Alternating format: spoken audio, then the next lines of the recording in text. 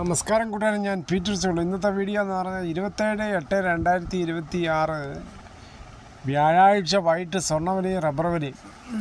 ഇന്ന് സ്വർണ്ണവില വീണ്ടും ഇടിഞ്ഞിരിക്കുകയാണ്. ഒരു ഗ്രാമിന് പോലെ 70 രൂപയും ഒരു പവന് പോലെ 560 രൂപയാണ് വൈകിട്ട് സ്വർണ്ണവില കുറഞ്ഞിരിക്കുന്നത്. അമേരിക്കയിൽ പണപ്പെരുപ്പം ഉയരുകയും പലിശ നിരക്ക് കൂടാനുള്ള സാധ്യത ശക്തമാകുന്നതും ഡോളറിന് കരുത്താവുകയാണ്. ഇതാണ് സ്വർണ്ണത്തിന് തിരിച്ചടിയായത്. രാജ്യാന്തര വില ഇടിഞ്ഞപ്പോൾ ആഭ്യന്തര വിലയും ഇടിയുകയാണ്. സ്വർണ്ണത്തിൻ്റെ ഇറക്കുമതി തീരുവ 6% നിന്നും 15% കൂട്ടിയ തീരുമാനം കേന്ദ്രം പുനഃപരിശോധിച്ചേക്കുമെന്നാണ് സൂചനകളുണ്ട്.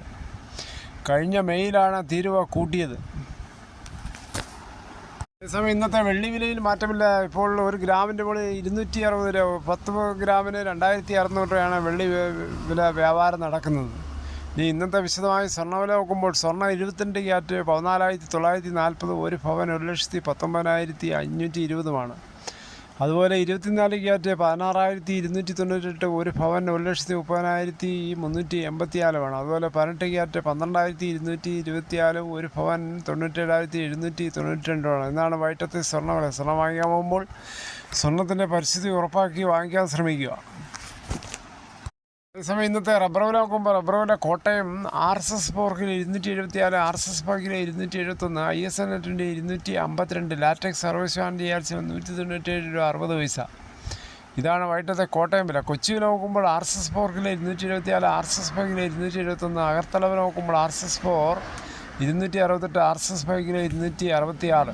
ദേശീയ വില നോക്കുമ്പോൾ ബാങ്കോക്ക് RSS 1 272 രൂപ 19 പൈസ, RSS 2 270 രൂപ 44 പൈസ, RSS 3 268 രൂപ 83 പൈസ, RSS 4 267 രൂപ 95 പൈസ, RSS 5 267 രൂപ 51 പൈസ. ഇതാണ് വിദേശ വില.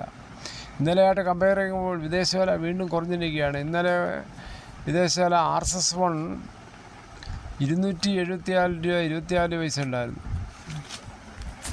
രാജ്യാന്തര വില കുറഞ്ഞപ്പോൾ മറ്റ് ആഭ്യന്തര വിലകൾ സ്റ്റഡിയായിട്ട് നിൽക്കുകയാണ്. കേരളത്തിലെ റബ്ബർ ബോർഡിൻ്റെ ആസ്ഥാനമായ പുതുപ്പള്ളിയിൽ റബ്ബർ റിസർച്ച് ഇൻസ്റ്റിറ്റ്യൂട്ട് ഓഫ് ഇന്ത്യയെ രാജ്യത്തെ റബ്ബർ കോണുകളുടെ നോഡലായ DUS പരിശോധനാ കേന്ദ്രമായി തിരഞ്ഞെടുത്തത് റബ്ബർ മേഖലയിലെ വികസന നാഴികക്കല്ലാണെന്ന് rubber board chairman N. Hari. Rubber കർഷകർക്ക് പുതിയ ക്രോൺ ഇനങ്ങളുടെ സംരക്ഷണത്തിനും ദേശീയ തലത്തിലുള്ള സംവിധാനം ഇനി റബ്ബറിൻ്റെ നാട്ടിൽ തന്നെ ലഭ്യമാകുമെന്നും N. ഹരി പറഞ്ഞു. റബ്ബറിൻ്റെ വൈവിധ്യവും തനിമയും സംരക്ഷിക്കുന്നതിന് തോട്ടങ്ങളിൽ വികസിപ്പിക്കുന്ന പുതിയ റബ്ബർ ഇനങ്ങൾക്ക് നിയമപരമായ അംഗീകാരവും സംരക്ഷണവും ഉറപ്പാക്കുന്നതിന് ഇതിലൂടെ അവസരമൊരുങ്ങുമെന്ന് N. ഹരി കൂട്ടിച്ചേർത്തു. ഇലപൊഴിച്ചിലും രോഗബാധകളും പിടിക്കാത്ത തരം ഉന്നത ഗുണമേന്മയുള്ള റബ്ബർ തൈകൾ അടുത്ത വർഷത്തോടെ റബ്ബർ ബോർഡ് വികസിപ്പിച്ച് വിപണിയിലെത്തിക്കുമെന്ന് കേന്ദ്ര സർക്കാരിൽ നിന്നുള്ള എല്ലാവിധ പിന്തുണ ഉറപ്പാക്കുമെന്നും അദ്ദേഹം വ്യക്തമാക്കി.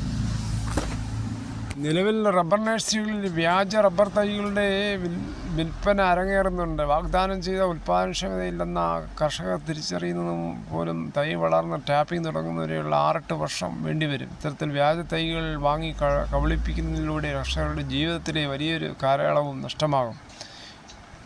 എന്നാൽ ഇങ്ങനെ RRIയിലൂടെ പരിശോധനയിലൂടെ ഗുണനിലവാരം ഉറപ്പാക്കിയ ക്ലോൺ തൈകൾ വിപണിയിൽ ലഭ്യമാകുന്നതോടെ വ്യാജ റബ്ബർ തൈകളിൽ നിന്നും കർഷകരും രക്ഷപ്പെടുമെന്നാണ് റബ്ബർ ബോർഡ് ചെയർമാൻ കൂടിയായ N. ഹരി ചൂണ്ടിക്കാട്ടിയത്.